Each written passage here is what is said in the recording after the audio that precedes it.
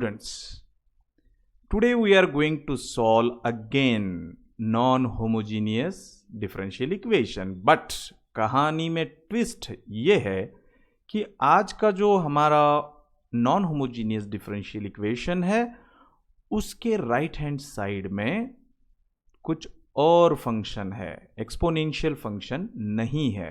तो उसको कैसे हम टैकल करेंगे देखते हैं, ठीक है।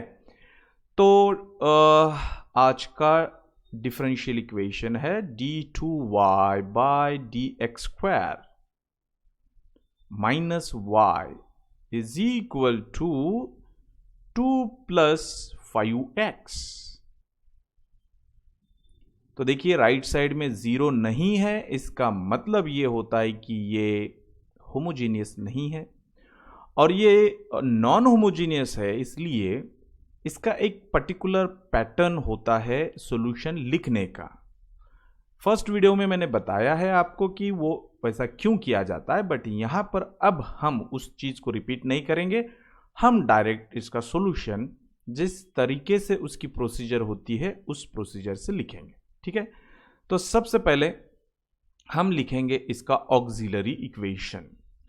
ऑक्सिलरी इक्वेशन इज, तो ऑक्सिलरी इक्वेशन में क्या होता है कि आपकी जो फर्स्ट टर्म है यहां पर 2 बार डेरिवेटिव का ऑपरेटर अप्लाई किया गया है, that's why we are writing d square. Alright, minus यहां पर y है, y का कोएफिशिएंट कुछ नहीं मतलब 1 होता है, तो आप लिखेंगे 1 एंड इक्वल टू 0 ही लिखना है। यहां कुछ भी हो, ओरिजिनल इक्वेशन में राइट हैंड साइड में कोई भी फंक्शन हो आपने 0 ही लिखना है ऑक्सिलरी इक्वेशन में, ठीक है। अब इसको हम सॉल्व करते हैं, तो यहां बनेगा d square is equal to 1, है ना। अब मुझे चाहिए d की वैल्यू, यहां पर d का स्क्वायर है और आपको तो पता है कि जब स्क्वायर होता है तो उसका स्क्वायर रूट लेने के बाद हमें d की वैल्यू मिल जाती है। तो taking square root on both sides ये बनेगा d is equal to plus और माइनस 1। तो हमें d के 2 वैल्यू मिल गए, एक मिल गई +1 एंड अनदर इज -1। दोनों रियल नंबर है, दोनों डिस्टिंक्ट है, अलग अलग है, इसलिए जब अलग अलग होते हैं तो इसको हम लिखते हैं CF। CF is equal to, how many roots are there, 2, है ना। तो C1 and C2 2 arbitrary constant लेने होंगे, C1 e raise to first root 1 into variable, जिस वेरिएबल से ओरिजिनल इक्वेशन में डेरिवेटिव लिया गया था। तो यहां x से डेरिवेटिव लिया गया है, तो यहां हम लिखेंगे 1 into x plus another arbitrary constant again e, और दूसरा रूट है -1 into x. Therefore, after simplification, it is c1 e to the power x plus c2 e to the power minus x. This is your complementary function. मतलब 50% work हमारा हो गया। Let me call this expression is an equation number 1. अब इसका role आता है, right. तो अब हमें निकालना होगा पर्टिकुलर इंटीग्रल। तो पर्टिकुलर इंटीग्रल के 2 मेथड में आज आपके सामने डिस्कस करने वाला हूं, 2 नहीं 3 मेथड। तो फर्स्ट जो मेथड है वो ये है कि PI is equal to, PI means not police inspector, it is particular integral, okay.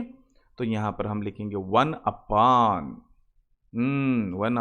नीचे क्या लिखोगे, ऑक्सिलरी इक्वेशन में जो लेफ्ट हैंड साइड में एक्सप्रेशन था वो पूरा की पूरा एक्सप्रेशन हमें लिखना होगा यहां 1 के नीचे डिनोमिनेटर में। तो यहां हम लिखेंगे डी स्क्वायर माइनस 1, ओके। और यहां पर हम लिखेंगे वो राइट हैंड साइड जो ओरिजिनल एग्जाम्पल में थी, दैट इज 2 प्लस 5x। तो यहां पर लिखा जाएगा 2 प्लस 5x। ये मैं फर्स्ट मेथड बता रहा हूं आपको, वैसे मैं सारे मेथड डिस्कस करता हूं ताकि स्टूडेंट्स को फ्रीडम मिले, स्टूडेंट्स को चॉइस मिले कि वो उनको जो अच्छे से मेथड समझ आती है या कंफर्टेबल लगती है, वो मेथड को वो यूज कर सके। ठीक है, नीचे 2 टर्म है, 2 हो, 3 हो, 4 हो, मुझे कोई इशू नहीं है, लेकिन उस सारे टर्म में से एक टर्म जो है वो 1 ही होनी चाहिए, 1 + 1 नहीं होगी तो वो कॉमन लेके आपको वहां पर 1 करना होगा। तो अब यहां पर एक टर्म है, सेकंड टर्म, जो कि -1 है, लेकिन मुझे तो 1 चाहिए, तो हम क्या करते हैं, माइनस को कॉमन लेते हैं। माइनस को कॉमन लेने से नीचे के दोनों साइन चेंज हो जाएंगे, ये -1 हो जाएगा +1, और ये d² जो पॉजिटिव था वो हो जाएगा -d², और ये 2 + 5x हम एज इट इज रख देते हैं। अब क्या होगा, ये जो न्यूमरेटर में -1 है इसको हम सेपरेटली इधर लिखते हैं, और ये नीचे का ब्रैकेट जो है वो डिनोमिनेटर में है, डिनोमिनेटर में है, इसका पावर कुछ नहीं मतलब भूतनाथ 1 होता है, 1 है यह। और इसको जब हम न्यूमरेटर में लेंगे तो पावर का साइन जो है वो चेंज हो जाएगा, तो 1 का हो जाएगा -1, और ये 2 + 5x एज इट इज। ठीक है, अब यहां जो मुझे चीज दिख रही है, इट इज बाइनोमियल एक्सपांशन। ठीक है, 1 फर्स्ट टर्म, माइनस के बाद d² सेकंड टर्म, और जिस एक्सप्रेशन के बेस में 2 टर्म होते हैं उसको बोलते हैं बाइनोमियल, और सर पे है -1। तो डियर स्टूडेंट्स, आपको ये चीज को हमेशा याद रखना है कि अगर कोई एक्सप्रेशन ऐसा होगा तो इसका सीरीज एक्सपांशन क्या होता है। इट्स वेरी सिंपल कि अगर मिडल टर्म माइनस है तो सीरीज के सारे टर्म्स पॉजिटिव आएंगे, और अगर यहां प्लस है तो सीरीज के सारे टर्म्स अल्टरनेट प्लस माइनस आएंगे। तो यहां पर माइनस है तो सीरीज को आप ऐसा लिखोगे, 1 फर्स्ट टर्म, फिर +x, then +x², then +x³ +x⁴, and so on. This is the expansion of this expression. So using this fact here, सिर्फ फर्क इतना है कि यहां x था, यहां d² है, तो उसको हम एक्सपांड करेंगे, ये -1 कीपिंग एज इट इज, और यहां हम इसका एक्सपांशन लिखेंगे 1 प्लस सेकेंड टर्म जो भी है दैट इज d², फिर उस सेकेंड टर्म का अगेन स्क्वायर लाइक दिस, फिर सेकेंड टर्म का क्यूब, एंड सो ऑन। और ये जो 2 + 5x है वो यहां पर एज इट इज। ठीक है, this -1 is as it is. अब देखिए 1 + d² प्लस ये पावर का पावर मतलब मल्टीप्लीकेशन होगा, 2 × 2 4, तो ये बनेगा d⁴, ये बनेगा d⁶, एंड सो ऑन। और यहां है ब्रैकेट 2 + 5x। अब ये 1 इस ब्रैकेट को, मतलब ये ब्रैकेट के ऊपर ये पूरा ऑपरेटर अप्लाई हो रहा है, तो ये -1 हम एज इट इज लिखते हैं। 1 जब इस ब्रैकेट के ऊपर अप्लाई होगा तो उससे कुछ फर्क नहीं पड़ेगा, तो 1 × ब्रैकेट, तो ब्रैकेट ही आएगा, प्लस, लेकिन ये d² जब अप्लाई होगा इस ब्रैकेट के ऊपर तो क्या होगा पता है, फिर ये d⁴ भी अप्लाई होगा, and so on like this. तो -1 एज इट इज, ये 2 + 5x as it is, plus d², d का मतलब होता है डिफरेंशियल ऑपरेटर, एक d का मतलब d/dx, यहां तो d² है, मतलब 2 बार ऑपरेटर अप्लाई किया है, मतलब आपको इस ब्रैकेट का 2 बार derivative with respect to x लेना होगा। जब आप इसका फर्स्ट डेरिवेटिव लेंगे तो 2 का डेरिवेटिव आएगा 0, 5x का डेरिवेटिव आएगा 5, तो इसका फर्स्ट डेरिवेटिव 5 आया, और एक बार डेरिवेटिव लेंगे तो 5 का फिर से डेरिवेटिव, क्योंकि 5 कांस्टेंट है तो 0 आएगा, तो ये आएगा 0। लो कर लो बात, सेकंड डेरिवेटिव भी 0 आ रहा है तो थर्ड भी 0 आएगा, फोर्थ भी 0 आएगा, मतलब इसके आगे के सारे डेरिवेटिव 0 आएंगे, तो वो लिखने की जरूरत नहीं है। तो इसलिए आपका जो पर्टिकुलर इंटीग्रल आया यहां पर वो आ गया -2, देखो ये -1 2 को मल्टीप्लाई होगा, -2 - 5x, this is your particular integral. और आप सब तो जानते हो कि CF हमने ऑलरेडी निकाला है, तो जनरल सॉल्यूशन जो होता है वो आएगा कुछ इस प्रकार, therefore general solution is y is equal to CF plus PI। CF था आपका C1 e to the power x plus C2 e to the power minus x plus PI आया है आपका -2 minus 5x। So this is your final answer. लेकिन हम बात कर रहे थे पर्टिकुलर इंटीग्रल की दूसरी मेथड।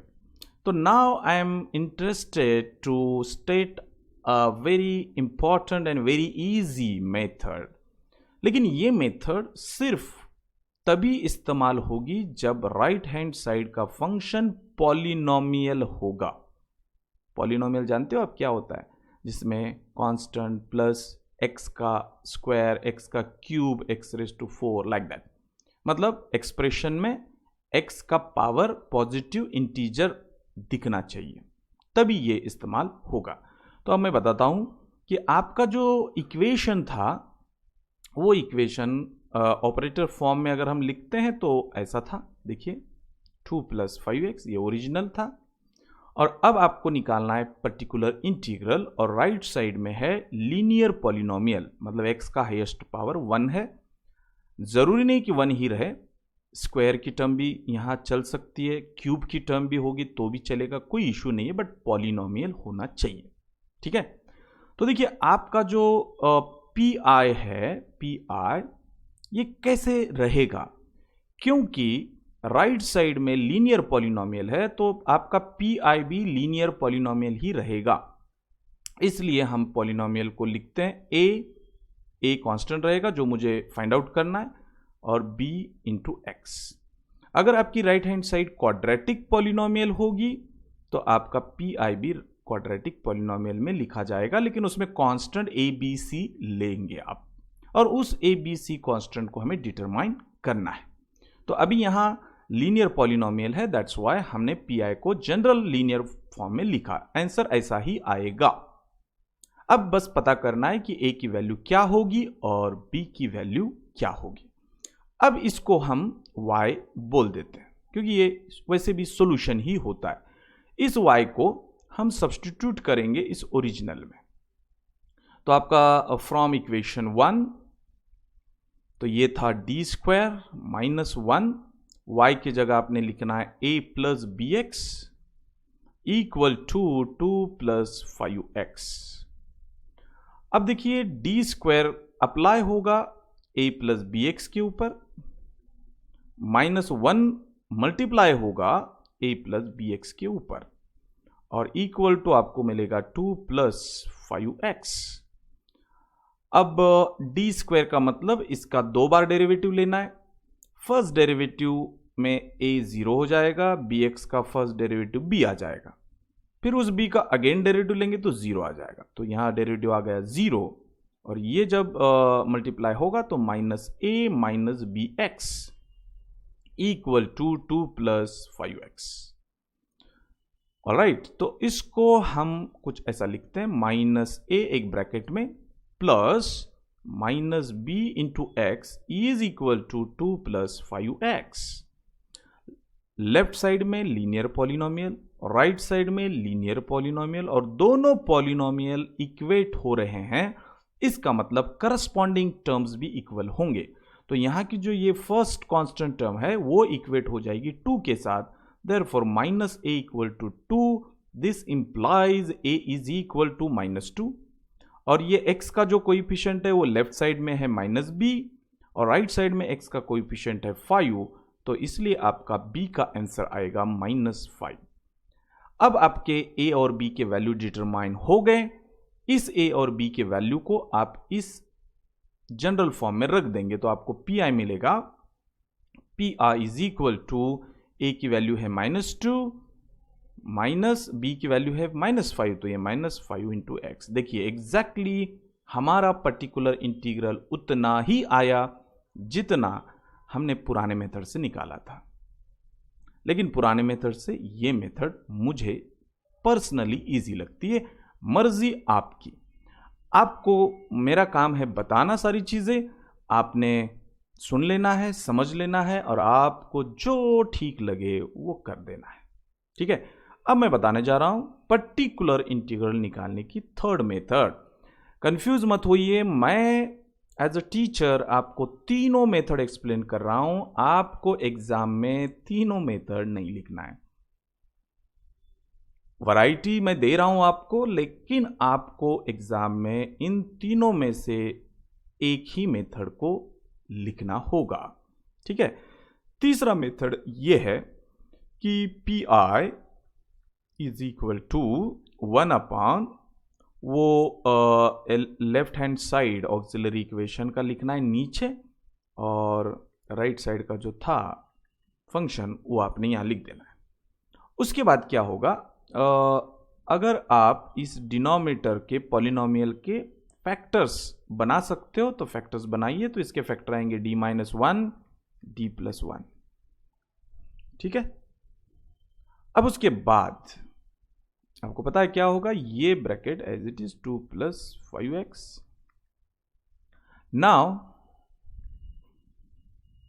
नाउ ये आप जानते हो कि ये हो जाएगा 1 अपॉन d-1 इधर, और यहां जो चीज है d+1 इसको सेपरेट लीजिए, d+1 इक्वल टू 0 बोल दीजिए और d की वैल्यू निकालिए। d की वैल्यू आएगी -1। ठीक है, तो आपने करना क्या है कि यहां लिखना है e⁻, ये जो -1 आया ये -1 इंटू x लिखना है, फिर इंटीग्रेशन लिखना है, फिर यही एक्सपोनेंशियल साइन चेंज करना है एक्सपोनेंट का वो लिखना है, और फिर आपने ये ब्रैकेट लिखना है। आप जानते हो इंटीग्रेशन जब आता है तो फिर प्रोडक्ट आता है तो फिर आपको बाय पार्ट वगैरह यूज करना होता है। तो यहां पर एक्सपोनेंशियल फंक्शन और पॉलिनोमियल का प्रोडक्ट आ गया तो you have to use by part, और बाय पार्ट थोड़ा डिफिकल्ट जाता है, लेकिन आप सब जानते हो कि बाय पार्ट से इसको कैसे सॉल्व किया जाता है। इसको बाय पार्ट से आपको सॉल्व करना है, फिर वो इससे मल्टीप्लाई होगा, फिर एक आंसर आएगा, वो आंसर अगेन इसके साथ करना है, और फिर आपको आपका फाइनल आंसर मिलेगा। और मैं गारंटी लेता हूं कि इसके साथ भी आंसर जो मिलेगा वो यही मिलेगा, आप चेक कर लीजिए। ठीक है, तो इस प्रकार जब राइट साइड में पॉलिनोमियल रहेगा तो आपने इस प्रकार से इसको सॉल्व करना है। ठीक है, तब तक के लिए बाय बाय।